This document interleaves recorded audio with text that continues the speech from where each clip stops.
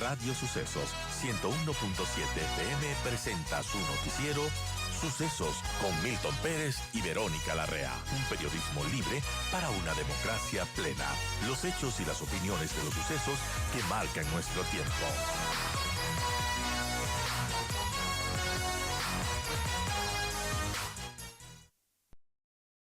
Y bueno, la pregunta que viene de cajón, hay versiones bueno, vienen de Colombia, hay otras versiones que se contradicen. El asunto es que, bueno, Fito ha sido recapturado y ¿cuál es la importancia de esto? ¿Qué cambia en el mundo criminal tras esta captura? ¿Y qué obtiene el gobierno también?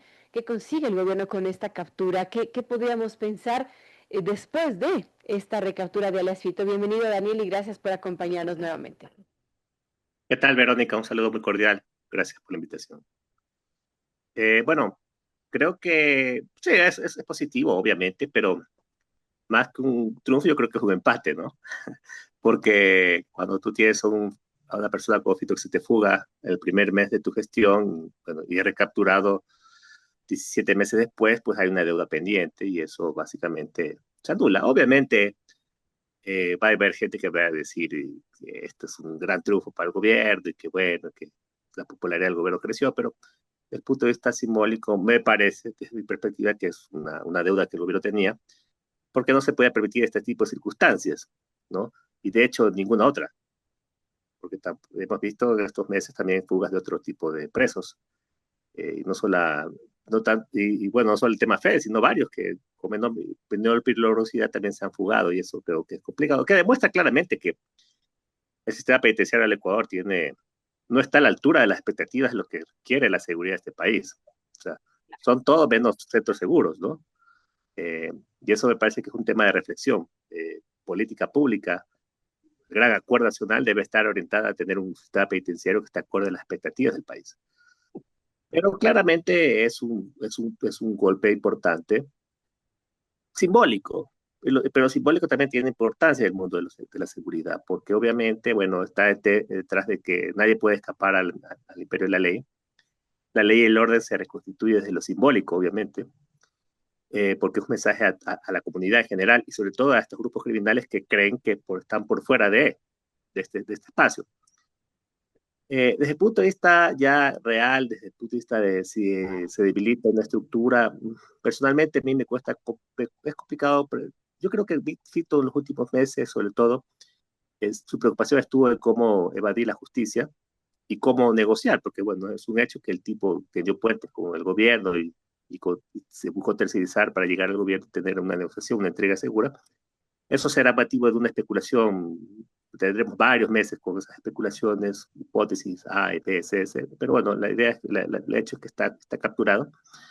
Eh, y no sé si haya tenido mucha cabeza para tener su capacidad de tener tentáculos en los negocios criminales, que de hecho ya están tomados por otro tipo de actores. Lastimosamente así pasa, que esto no es que solamente Ecuador. La posta la toma siempre la gente que está los segundos a bordo de las organizaciones, u otro tipo de organización criminal, etc. Eso es parte de la larga historia del narcotráfico. Me parecería que el combo todavía no está completo, porque paradójicamente, que hay una paradoja, Fito logró lo que logró en el mundo criminal en las cárceles, y ahorita está en la cárcel. Sí, está en la roca, pero todos sabemos que la roca no es garantía de nada. Eh, entonces yo creo que aquí el tema es cómo poner en vigencia esta enmienda constitucional que se hizo el año pasado con el tema de la extradición. Por primera vez en el Ecuador se podría en boga este tipo de situación, esta figura, que ha sido cuestionada por unos, otros aplaudida por otras, pero que realmente la gracia de esto es que genera un nivel distinto, porque claramente se plantea que los criminales, sobre todo los más duros en este tema, se atemorizan frente a la figura de nuestra edición. Entonces creo que el combo todavía no está completo. Y frente a eso se da un gran compás de espera, por un lado, para ver cuál es la respuesta de Estados Unidos frente a este requerimiento o a esta situación. Y por otro lado, ver si realmente esta figura genera un impacto real sobre la forma de operar del crimen organizado, porque claramente, por ejemplo, el ejemplo es Colombia, ¿no? Claro. Esa tradición, el narcotráfico ha seguido permeando la sociedad colombiana de una forma distinta, no como antes, pero sí de una forma, pero también igual de preocupante, ¿no? Bueno, es preocupante todo lo que está pasando. En todo caso, tras de esta recaptura, quizás sí haya un mensaje a la ciudadanía de, bueno, estamos haciendo las cosas, estamos trabajando por la seguridad, pero por otro también, por ejemplo, el hecho que se haya afugado este tal alias Fede de una prisión encima con la complicidad de quién sabe de cuántas autoridades, vestido aparentemente de militar. ¿Eso qué nos dice Daniel? ¿Y qué pasa en las cárceles? Porque por un lado, claro, la policía, los militares hacen su trabajo con estos operativos, pero por otro, las cárceles, como usted bien lo mencionaba, no son lugares que sean seguros precisamente. Bueno, ese es el tema, ¿no? Creo que la política de Daniel Noboa, bueno, que ya se la venía implementando durante el año y medio de gestión que tiene, pero que sobre todo a partir de su triunfo ha tomado más vuelo, que es con la aprobación de estas sendas leyes, ¿no? La ley de solidaridad, la ley de inteligencia, etcétera, eh, marca una acción decidida y bastante audaz contra la arremetida criminal. Pero eso claramente tiene un desafío importante. Yo decía hace poco que esto va a tener una importante incidencia en el crecimiento de la población penitenciaria del país, que de hecho ya ha crecido, de 31.000 que estuvo el gobierno de Lazo hasta 35.000. Y eso me parecería que nos pone en una paradoja, porque bajo la situación actual, las mismas autoridades han reconocido, el sistema penitenciario tendría que empezar a crecer en su población, y ya hemos visto la situación que se han dado en los últimos años frente a esta situación, este problema, ¿no? Entonces, la pregunta es cómo vamos a fortalecer el sistema penitenciario. El gobierno ayer ha dado algunas pistas, dice, bueno, vamos a contratar solamente ex policías y ex militares, vamos a depurar la fuerza, el SNAI, ¿no? Y vamos a poner sola gente que ha sido parte de la Fuerza Armada y Policía. Pero me parece que es una medida extremadamente simple, porque habría que mirar por pinzas, porque, por ejemplo, el gobierno de Lazo ya anunció un incremento, por ejemplo, de los custodios, ¿no? De los agentes de seguridad penitenciaria. Y yo creo, y habría que tener un escaneo bastante preciso de cuál es la procedencia, el background de esta gente que custodia las cárceles. Yo estoy casi seguro que mucha de esta gente ya son ex policías y militares. Por lo tanto, no sé si estemos ahondando en lo mismo, en lo mismo, en lo mismo. Y lo que se requiere aquí son reformas mucho más estructurales. Primero, de darle la capacidad al SNAI, tener una capacidad de rectoría de la política, que no la tiene. Ojo, que ahí se empieza. Todo el mundo me dirá, esto es burocracia. Y sí, el gobierno está centrado en la parte operativa, pero hay que también sentarse a pensar estos temas. Y eso me parece que es un tema de arranque, ¿no? El segundo es qué tipo de administración le voy a dar, cuál es el enfoque administrativo que le voy a dar a las cárceles, ¿no? ¿Cómo lo voy plasmando? ¿Cuántos recursos voy a destinar para esto? Porque últimamente eso también cuesta. Los sistemas penitenciarios, sobre todo el sistema que tanto nos emulamos, el sistema de Salvador, mire usted cómo es el SECOT. No hay drogas, no hay armas, no hay celulares. Y no es que yo quiera que eso para el país, pero bueno, tiene sentido con lo que es la política de Bukele. Usted puede tener una política que funciona por una cosa y por otro lado hace aguas y lastimosamente los problemas vienen. Entonces, hay que pensar seriamente el tema penitenciario y también establecer otro tipo de medidas que no solamente sean punitivas, ¿no? Hay que desarrollar toda la estrategia de prevención, por ejemplo, contra el reclutamiento, que también cuesta, también genera esfuerzos importantes en materia de gestión pública. Entonces, yo creo que estamos construyendo una política, pero lo interesante es cómo los primeros trazos de esta política están bien cimentados. Si no se cimentan bien los primeros estructuras de esta política, lastimosamente, esto podría en poco tiempo no dar los resultados esperados, ¿no?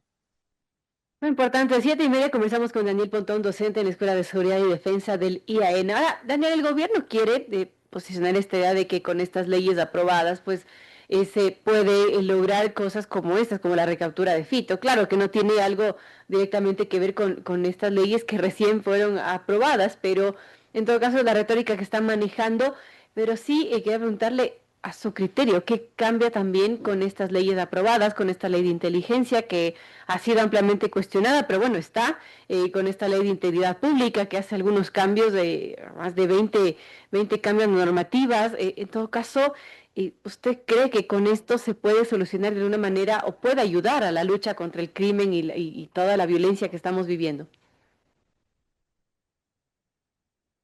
Bueno, las leyes marcan un momento distinto en el caso del país, ¿no? Yo creo que le está dando la sociedad ecuatoriana a través de la Asamblea, porque es así, le está dando al gobierno una capacidad bastante amplia en establecer capacidades discrecionales para operar en materia de seguridad, que es lo que siempre se ha reclamado, ¿no? Por parte de la fuerza pública, bueno, las leyes son limitaciones, el uso de la fuerza, no tenemos capacidad anticipativa, no tenemos todo lo que es el tema de las detenciones sin orden judicial, bueno, el tema de las escuchas, bueno, todos los temas que se... Estamos conversando con el botón, parece que se nos fue un poco la conexión y ahora sí, nos volvemos a conectar, Daniel. Y claro, es un momento distinto, ¿no? Es un enfoque distinto. Entonces, en doctrina penal, esto se dicen, bueno, políticas orientadas al combate del enemigo interno, ¿no? Políticas hiperseguritistas. Eh, y creo que yo creo que se está construyendo una orientación de, bueno, nos tomamos en serio la seguridad. ¿Sí? Cómo la ajuste, bueno, va a ser gran parte del desafío del gobierno y cómo esto puede apuntar al gran objetivo, que es básicamente mejorar la seguridad del país. Y esto tiene que ver, por ejemplo, con el tema de la caída de la tasa de homicidios. ¿Sí? Pero lo que hemos visto en experiencias comparadas en otros países es que muchas veces estas políticas hiperseguritistas, que si bien es cierto son necesarias en algunos momentos, sobre todo cuando luchamos con estructuras criminales tan avesadas como las que tenemos en este caso en el país, tan potentes, tan armadas, también se necesita efectos complementarios. ¿Sí? Y yo creo que la estrategia de prevención del delito es lo que necesita el país. Y eso creo que yo por lo menos, bueno, fui parte de este estudio sobre reclutamiento, lo que pude ver que la cuestión social está muy debilitada, ¿sí? Hay que empezar a recomponer el tejido social del país. Eso me parece que es una de las tareas fundamentales. Hay que trabajar en la cultura de regulación, el tema de drogas, ¿no? De los jóvenes, sobre todo en la base, en los jóvenes, que es tan importante, ¿no? Cómo evitar que nuevos niños, niñas y adolescentes formen parte de estas organizaciones, porque ahí se empieza el problema, ¿no?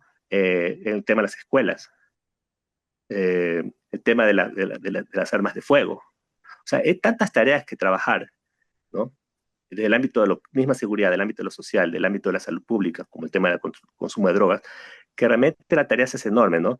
El problema es que no estamos visionando, no estamos visualizando el problema a largo plazo.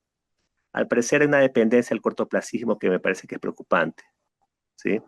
Y esto, bueno, yo vi en el sector público, desde el ámbito del Estado, que es el que promueve esto, el efecto de largo plazo es lo que debe prevalecer, ¿ya? Porque no se puede vivir de cortoplacismos. O sea, esto no es guerras diarias y ganando guerras, porque la sumatoria de guerras no te lleva a un fin común, y eso me parece que no está bien diseñada la parte estratégica, ¿sí? De cómo alinear esfuerzos colectivos, porque esto el gobierno no lo va a lograr solo, eso es un hecho, ¿sí? No puede solo. Ahora Eh, de organismos internacionales, de terceros países, de la sociedad civil, ¿de quiénes? Empezando por la cooperación, obviamente, pero también de la sociedad civil.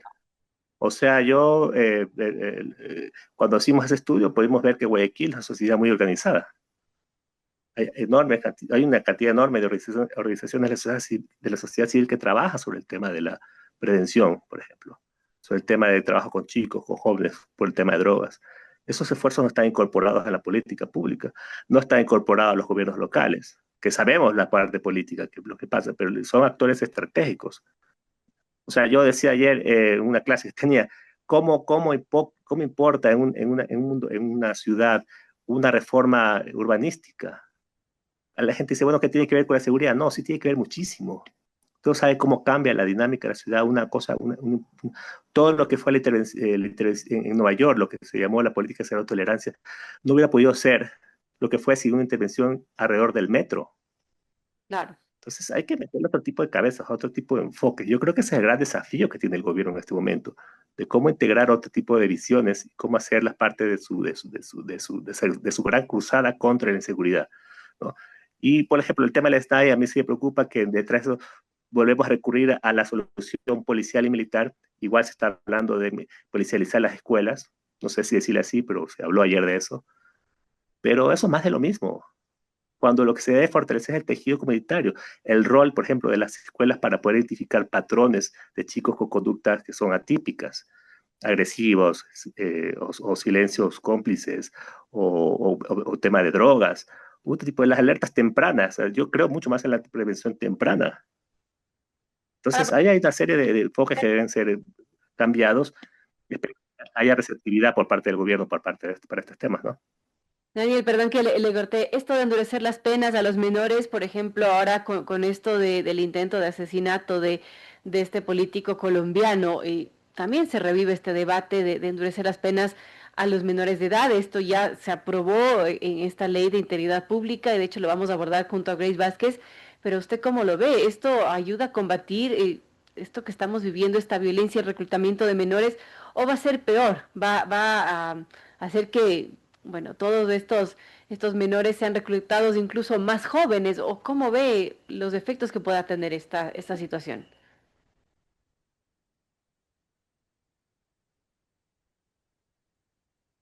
Daniel, Se no está sé si cortando, disculpa. ¿Me escucha? sí, le preguntaba de cómo ve ¿Me esto en escucha ahí? penas a los menores. A ver, el tema de menores, a ver, si usted me pregunta desde el punto de vista de justicia, o sea, ustedes estamos enfrentando a jóvenes que cometen delitos atroces. No estamos hablando de menores que roban celulares, ni zapatillas, ni venden droga. Bueno, si se entiende eso como un delito menor. Estamos viendo chicos que descuartizan, extorsionan y hacen cosas terribles. Yo, en cierta manera, sí justifico el tema del endurecimiento de penas. Eso no quiere decir que se los deba juzgar como adultos, porque obviamente la Constitución lo prohíbe y ellos son inimputables. ¿Me escuchan? Sí, sí, Daniel. Aló, Sí, le estamos se escuchando. cortó, creo. Le estamos escuchando, Daniel. No, tuvimos un problema de conexión. Ahora sí, Disculpe, creo que está, no sé si es la mía o la de ustedes. siempre lo escuchamos. Bueno, estamos con problemas de conexión, así que mejor terminamos esta No, entrevista. Le quiero no, agradecer no, no. Aló, aló, Pontón, docente de la Escuela de Seguridad y Defensa del IAM, por esta entrevista. Lamentables de esos pequeños, aló. bueno, interrupciones con la conexión y bueno, se nos acabó el tiempo lamentablemente, así que tenemos que irnos a comerciales y volvemos enseguida para hablar justamente de esto que empezamos a abordar con Daniel Pontón.